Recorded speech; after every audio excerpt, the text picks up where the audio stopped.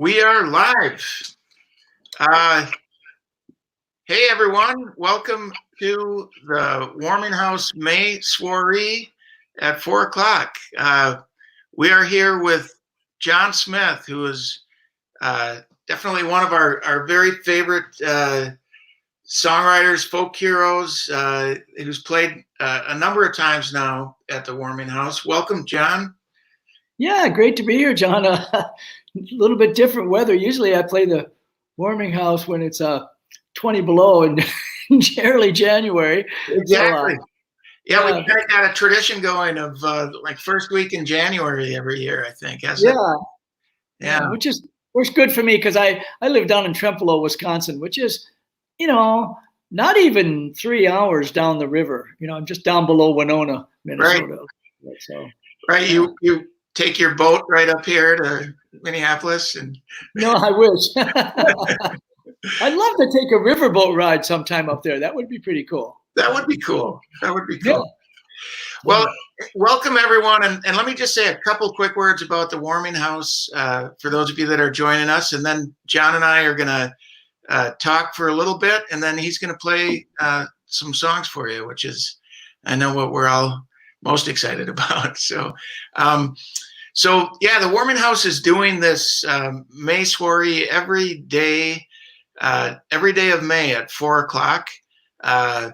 May happens to be our 4-year anniversary, our 4th birthday as a venue. And so we thought, why not do a show at 4 o'clock every day to celebrate that?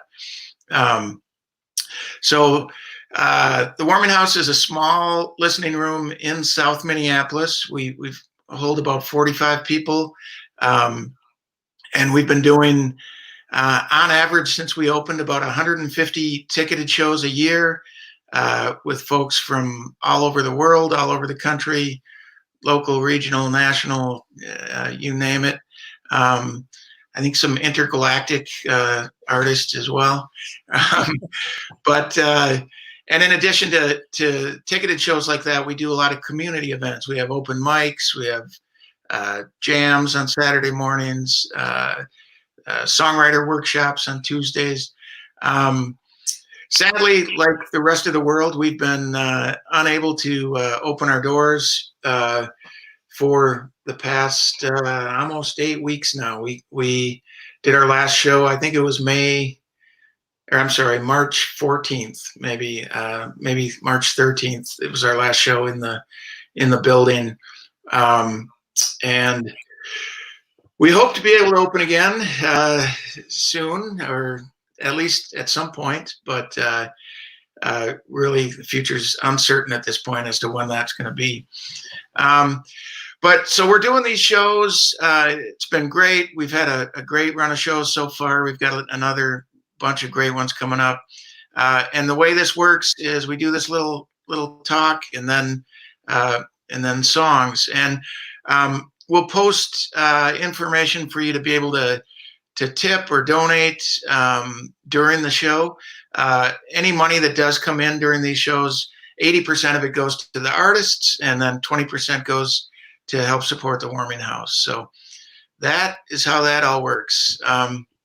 And that was probably more than you wanted to hear from me, but we're done. So that's good. So welcome again, John. And just how are things going for you right now? What are you up to?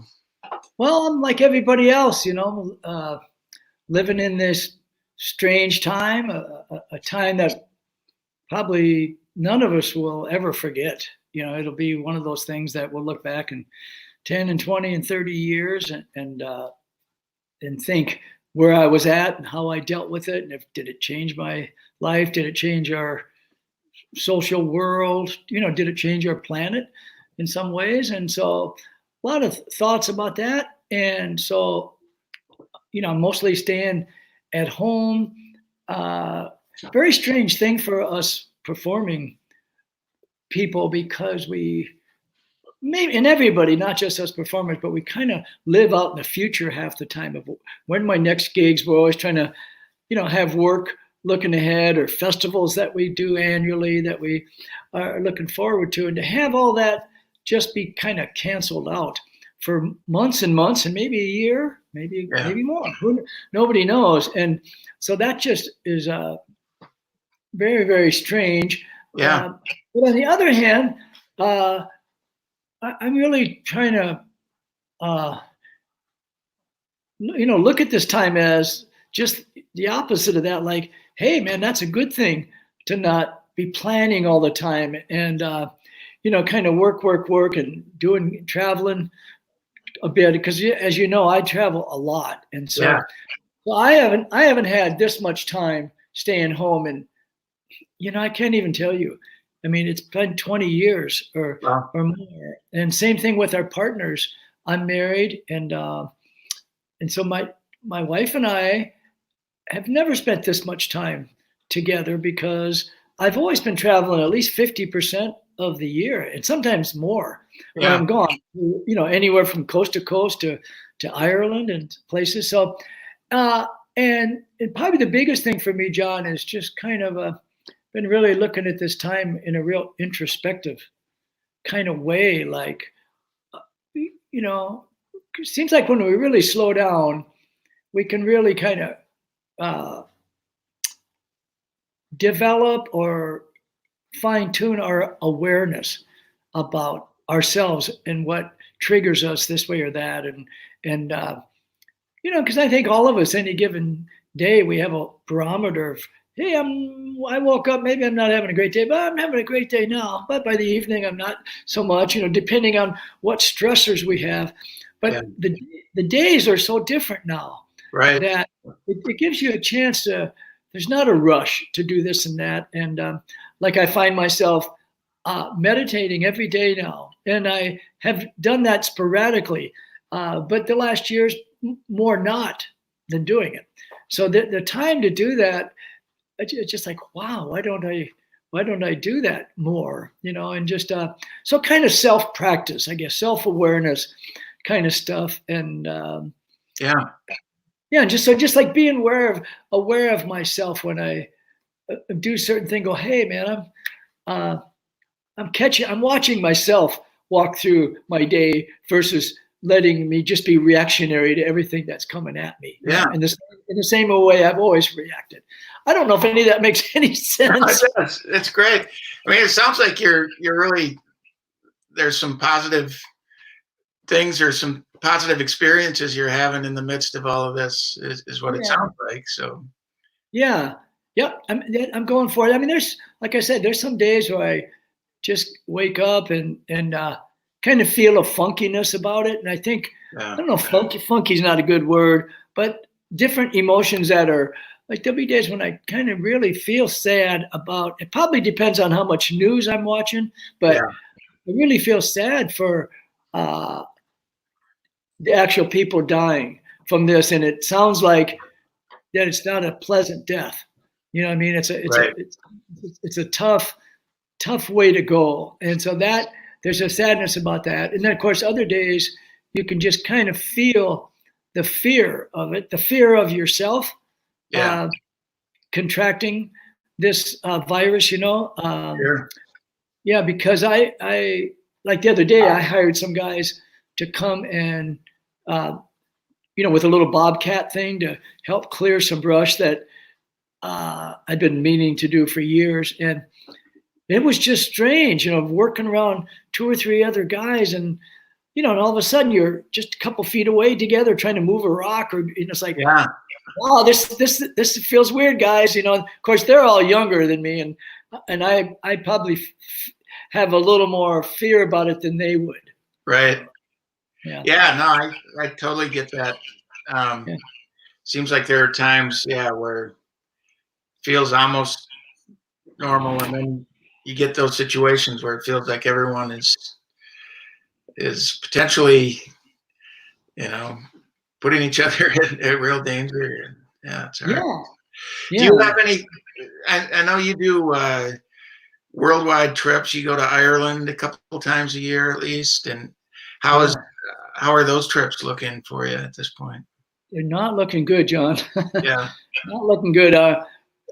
This particular year, I was going to lead 5 groups overseas. I was going to do 4 trips to Ireland, 2 in June, and then 2 in September, followed by my first group trip to Scotland. And for those that don't know about the little group trips I do, I bring about 20 fans, 22 fans for 10 days along the west coast of Ireland, and stay in a place a few days, music every night, and great local guides, and it's quite a I don't know, it's very, very fun, and you really feel like you experience Ireland. And so my first 2 June trips I canceled way back in early April. I could tell things weren't happening, and I thought, well, geez, it won't be a problem. We'll be doing our September ones, and they're still on the books, but Ireland's not opening their pubs until August 10th or something. Mm-hmm. And so it's just getting a little bit kind of close. And so I'm just trying to surrender to the fact that that whole season for me, might not happen. And if that's the way it is, so be it. It'll just be another thing to lament a little bit, but to, hunker down some more. Yeah. Well, John, it's great talking to you here. I know we probably should get to the music because I know you've got a kind of a tight schedule as well here. But one thing I wanted to do, as you probably recall from playing at the Warming House a few times, is that we like to introduce everyone by asking a question as well. And I know I've just asked you a bunch, but I'm going to ask you one of our goofy little questions that we do for our intro. And this one, I don't remember if I've heard you answer this one or not. So I'm actually really excited to ask this one. And it is, what is the first record that you ever bought? Wow. Well,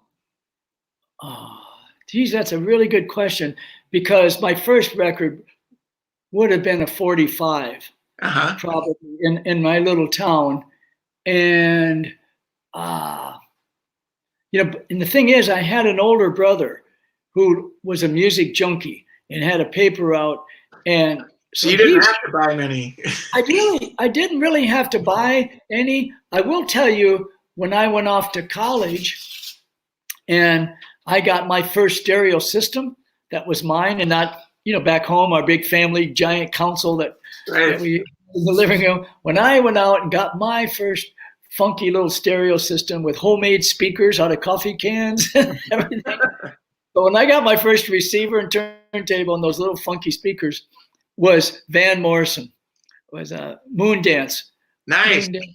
And man, up to that point, I had been a big, kind of Rolling Stones fan, and but I also was just getting turned on to people like John Prine was just coming onto the scene and stuff like that. And but Van Morrison, he was pretty established at that point, and I loved every song on that record. Yeah. Whether I would now, if I heard that record for the first time now, would I be so moved? I don't know, but because it was my first record, it was the only record, so I listened to it 10 times. That's great. I was going to college in Southern California, and I put that record on, and all those songs, Into the Mystic and Moon Dance, and all of them. Just Wow, yeah, that's a solid album for sure. It's a good one to have as your first. So good job there. Yeah. Well, hey, I'm gonna hand it all over to you. Just quickly to mention to folks that just joined. I see there's quite a few folks online watching, and thanks again for being here. Again, as a reminder, we do this. We're hosting different artists every day at 4:00 from the Warming House Facebook page and YouTube page, which is what you're watching on now. One of those. Tomorrow we have a great songwriter, Julie Lloyd, and then Monday I think we have John D. Graham from Austin, Texas, is going to be joining us. And I don't remember what the rest of the schedule is from there, but keep coming back. And John, again, so happy to have you here, and just love spending the time talking with you. I'd keep going if I could, but I think people want to hear music, and so thanks for being here. I'm going to drop off the screen. It'll be all you, and take it away, John. Okay, thank you, John. Thank you. Yeah, folks, thanks for taking a little time on your Saturday afternoon at 4 o'clock here for some songs.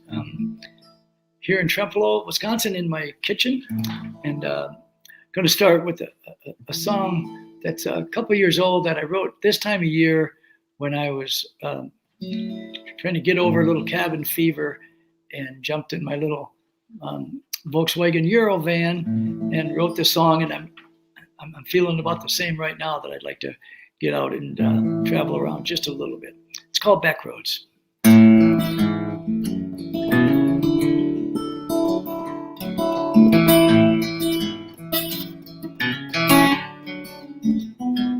Sometimes I get an itch to go off wander.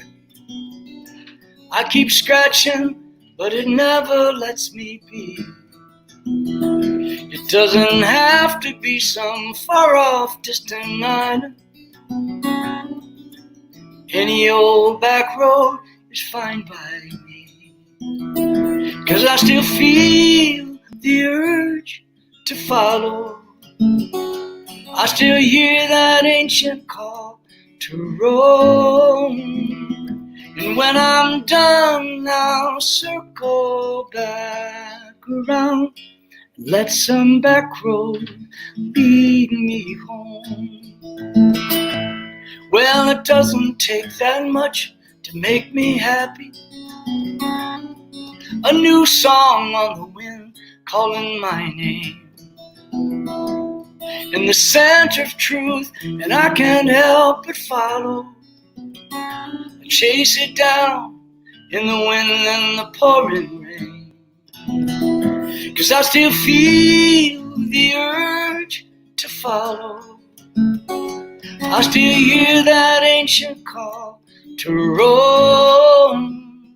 And when I'm done, I'll circle back around. Let some back road lead me home. Sometimes I think I just like to go off, so I can find myself back home again. And see my porch light burning brightly, a lighthouse reaching out to some old friend, saying, come on in, tell me where you've been.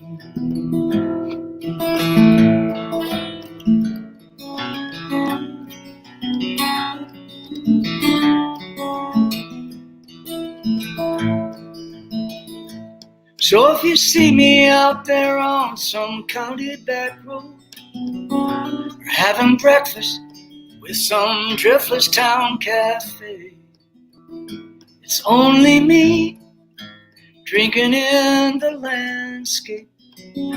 I fill my cup, then I'll be on my way. 'Cause I still feel the urge to follow. I still hear that ancient call to roam. And when I'm done, I'll circle back around and let some back road lead me home. And when I'm done, I'll circle back around and let some back road lead me home. Let some county back road lead me home.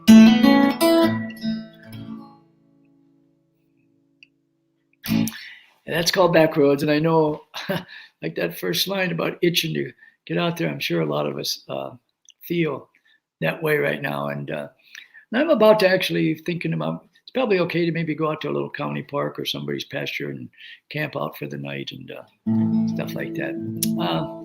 But yeah, I was talking to John there, a little interview there before we got started, and shut my phone off here, guys, so it doesn't ring like that again. But I was saying to John about how since I've been home all this time, like the rest of us, I ended up writing this kind of a fun little song, and it's about me and my wife, and or it can be about any of you and your sweethearts. Like my wife and I, over the 30 some years that we've been married, almost 40, 39 years, I've been gone probably half of the time on trips, traveling, doing gigs or stuff in Ireland or other places. And so this has really been fantastic for us to be together, and just how good that feels. And I've always been looking forward to a time when I slow down from the road and have just time with me and my wife, and not much of a schedule, and get up when you want to, and go for a walk when you want to, and breakfast when you want to, and everything. So anyway, so this little song I send out to all of you there. I haven't played it since I wrote it a couple weeks ago, but here goes anyway.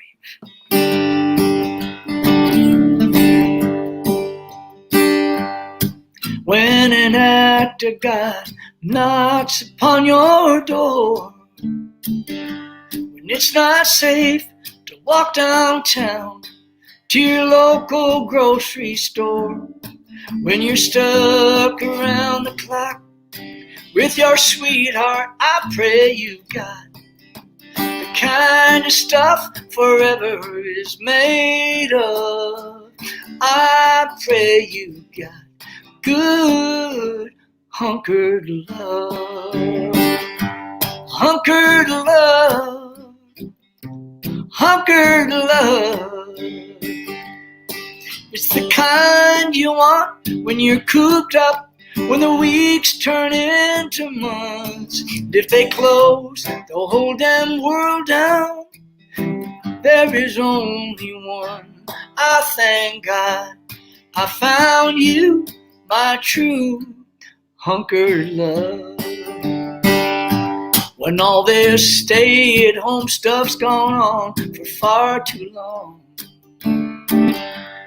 when your dog and you have sung along to all of John Prine's song, that's when you know if you chose right, and the one there by your side, she's not reaching for her gun. That's because you got good hunkered love. When you find that you can't hide anywhere in your double wide, and the only place that you can turn is to the hunkered love that you ever earned. So when your list of things to do have all been done, you planted a garden, you cleaned the gutters, and you grew your beard and shaved it off. When you can't go out to your favorite pub, sing karaoke with all your buds, then it's time to close the curtains and snuggle up with your one and only hunkered love. Your one and only true hunkered love.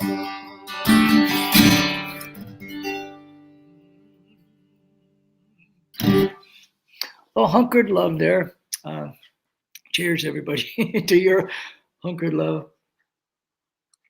A little nod there to country music. I'm kind of making fun of country music, and I don't listen to country music on the radio at all, like ever.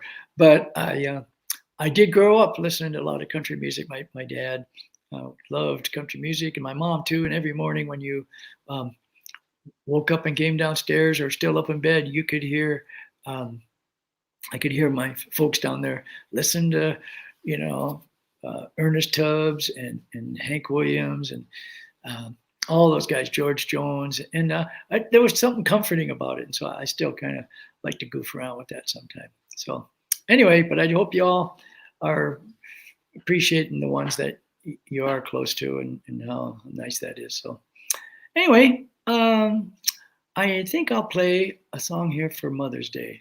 Now, not sure where to capo this and play it, but kind of tune up while I talk about it. It's a song I wrote. I was at the Esalen Institute in California, which is a beautiful place in Big Sur, and I've taught there often. And I was there teaching, and it happened to be, I can never say the name of the Spanish holiday, the day of mourning, or Day of the Dead kind of thing. And El Muerto, something like that. I'm really messing it up, but I love that holiday. It's, I think, November 1st. And so I had a class of about 20 of us, and I decided to use that day as a prompt for us to kind of focus in and kind of invite in to our room loved ones that we've lost over the years, and then kind of journal about them and eventually pick one of those people. We had a little altar where you could put a little stone or a picture or just write their name down and put it on the altar there. And then eventually we all wrote a song. And so for me, I had never written a song about my mother. I'd written several songs about my dad and brothers and sisters and my wife and my kids, but never wrote one about my mom. And I think part of it was I would just get intimidated by looking at a piece of paper and say, I'm going to write a song about my mom right here. And it would just feel too daunting, too much to try to just tackle. So, but having this assignment there and a little bit of pressure, and she had passed away that year. Earlier that year, she passed away on my birthday, actually, which one of my sisters said, geez, Johnny, mom died on your birthday. Isn't that kind of strange or odd or spooky? And I was like, I thought just about a second is all. And I thought, no, I actually think it's kind of an honor. You know, she was there the day I was born, and I was there for her the day she died. But anyway, so here's my little class assignment. See if I can get started.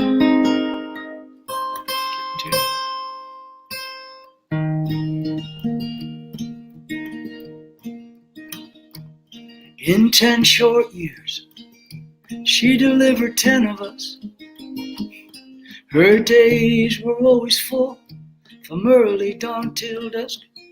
She loved nature's simple gifts, the song of the genuine, and I'm thankful she passed that down to all us kids. She loved lilacs, and she loved peonies. She loved bleeding hearts and lilies of the valley. But the flowers that she loved most of all each spring were the violets us children used to bring. She loved Engelbert, Humperdinck. She sang, please release me, let me go from the kitchen sink. She loved Eddie Arnold too, sang, make the world go away, as she hung cotton diapers out to dry on clear blue days. She loved lilacs, and she loved peonies. She loved bleeding hearts and lilies of the valley. But the flowers that she loved most of all each spring were the violets us children used to bring. She was just a country girl. She never went away too far.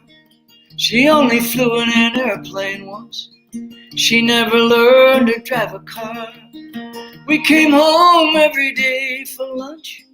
She was always right there for us, with a smile and a gentle touch.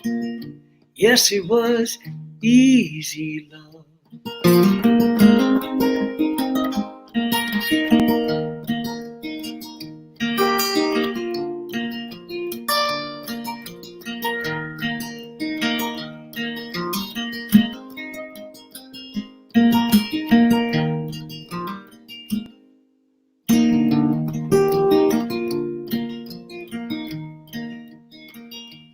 We were all by her side when she took her final breath, holding hands in silent prayer, circled round her bed.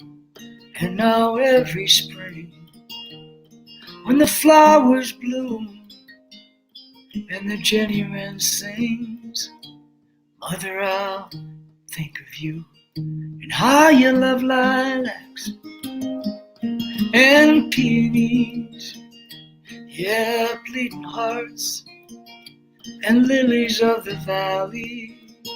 But the flowers that you loved most of all each spring were the violets us children used to bring. All those tiny violets us children used to bring.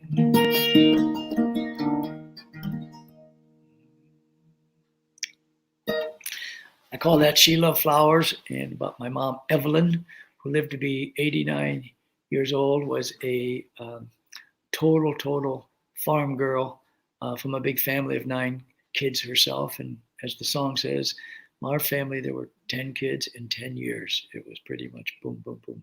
Very Irish Catholic. And some of us are Irish twins, what they say, as where we're less than a year apart. Me and my sister, Kathy, or Catherine, are less than a year apart. Yeah, and I remember bringing those violets. We all adored her mother, and always wanted to give her attention. You can imagine we were like a litter, running around her. Whenever she sat down, we'd all be by her.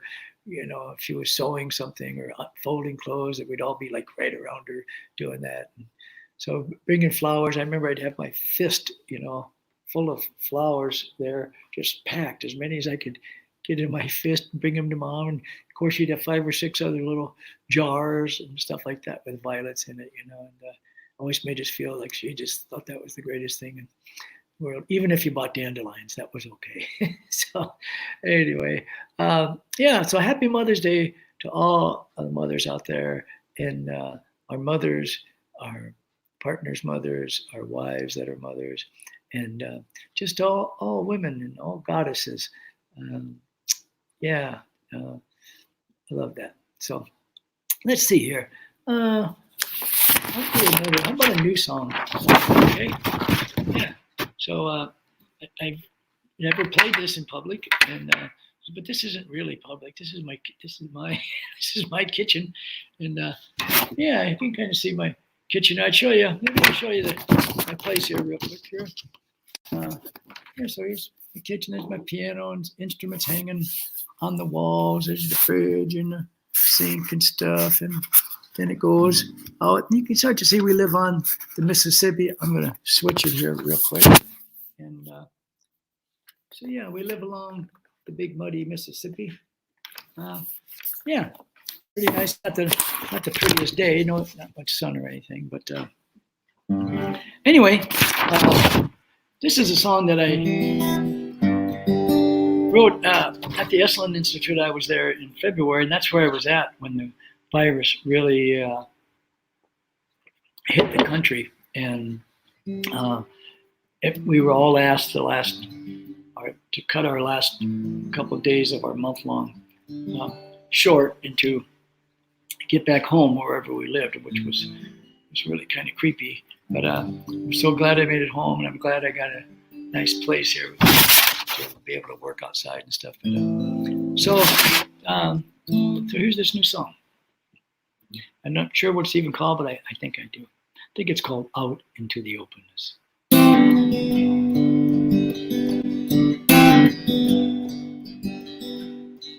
Here I stand, an older man, reaching out with open hands. Did I try to take a chance? Did I do the awkward dance? I think I might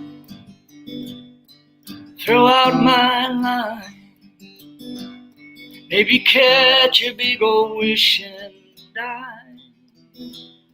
We'll take that wish I follow it out across the openness,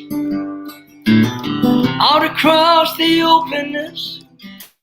Spread my wings and go for it. Not look over my shoulder, no sir, not one bit. I would surely shout it out, sing my truth right out loud. I'd even share my brokenness out across the openness. And if I was the great Houdini, would I disappear in mystery and surprise myself when I popped up, a jingling, jangling jack in the box? Yeah, out across the openness, spread my wings and go for it. I'd even share my brokenness out across the openness. And if I was in a windmill, I'd harness the winds of change until the waters flowed up from my roots, a singing fountain of my truth. And if I were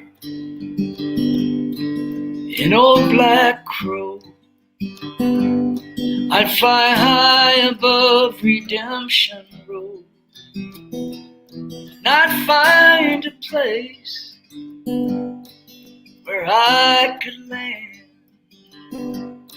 I'd join the parade and sing in the band. Out across the openness, spread my wings and go for it. Not look over my shoulder, no sir, not one bit. I would surely shout it out, sing my truth right out loud. I'd even share my brokenness out across the openness, out across the unknown openness.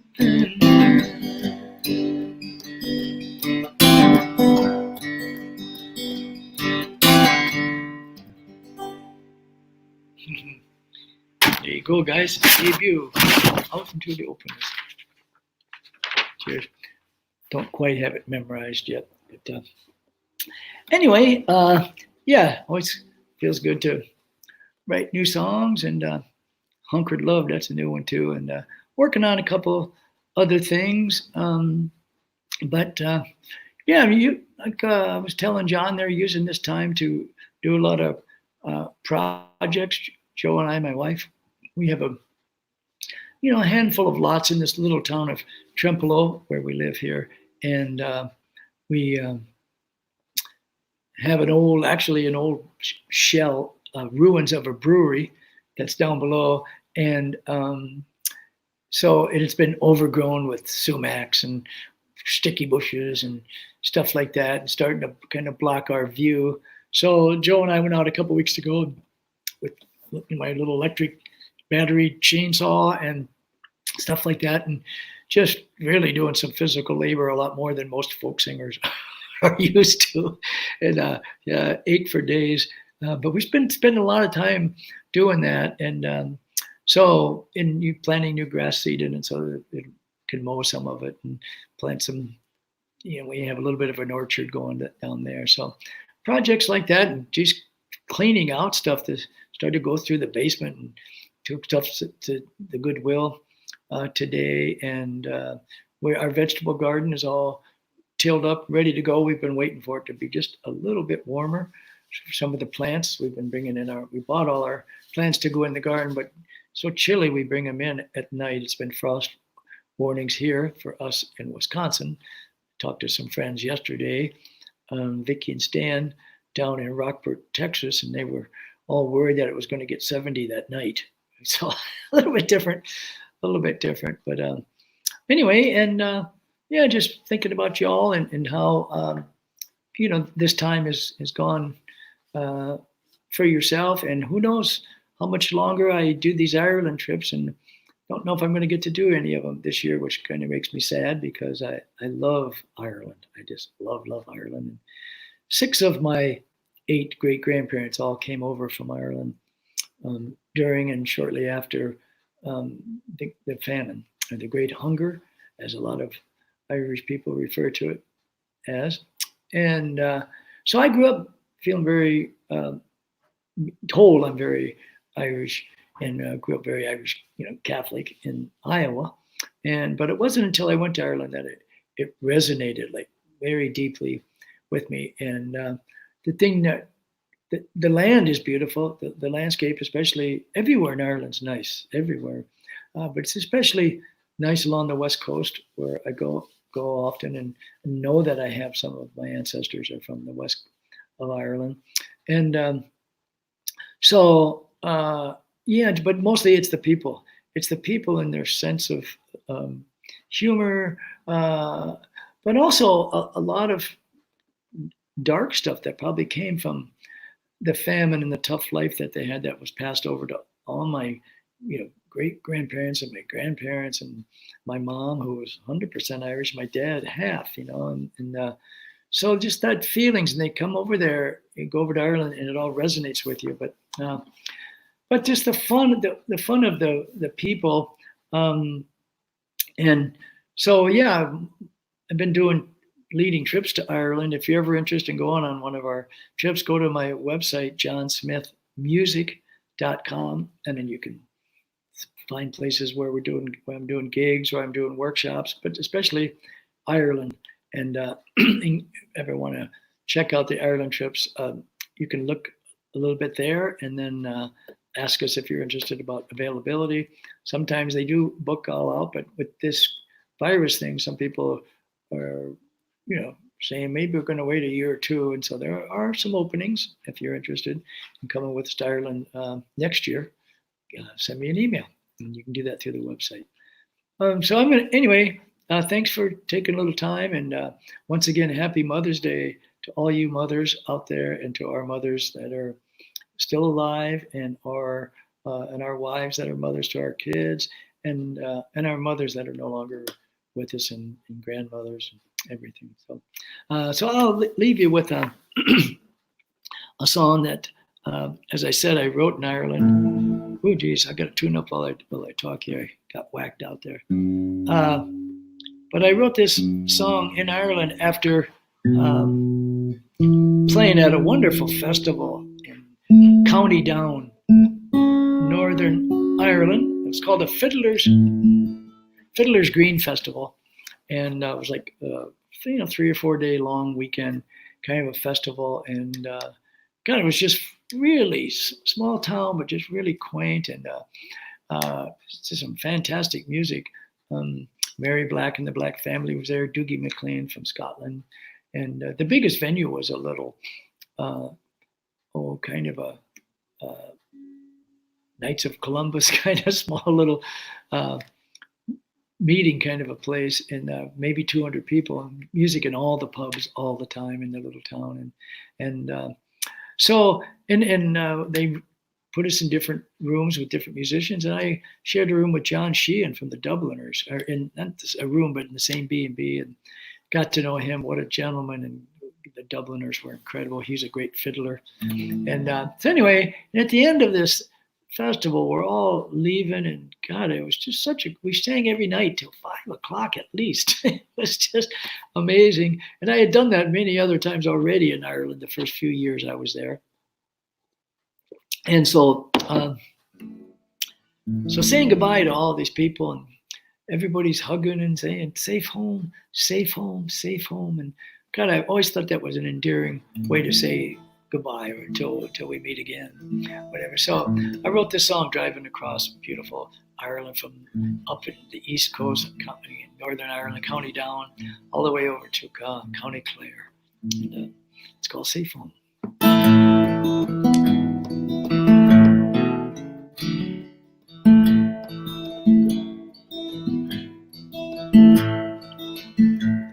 We've come through the valleys, come through the fields, crossed over rivers to find ourselves here.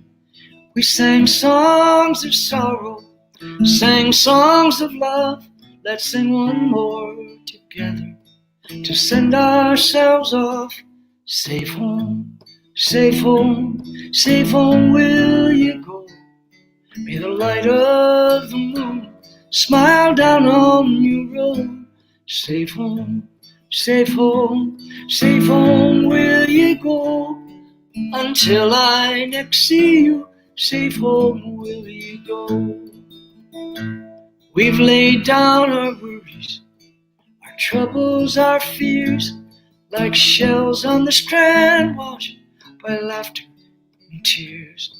But the tide has returned now to lift us away, back to our houses, families we pray. Safe home, safe home, safe home will you go. May the light of the moon smile down on your road. Safe home, safe home, safe home will you go. Until I next see you, safe home will you go.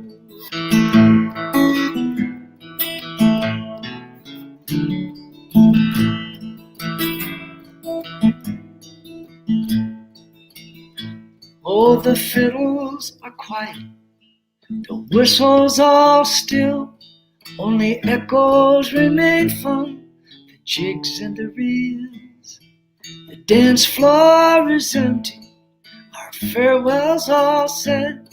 Now it's time to be going, till we all meet again. Safe home, safe home, safe home will you go. May the light of the moon smile down on your road. Safe home, safe home, safe home will you go. Until I next see you, safe home will you go. Sing it with me. Safe home, safe home, safe home will you go. May the light of the moon smile down on your road. Safe home, safe home, safe home will you go. Until I next see you, safe home will you go.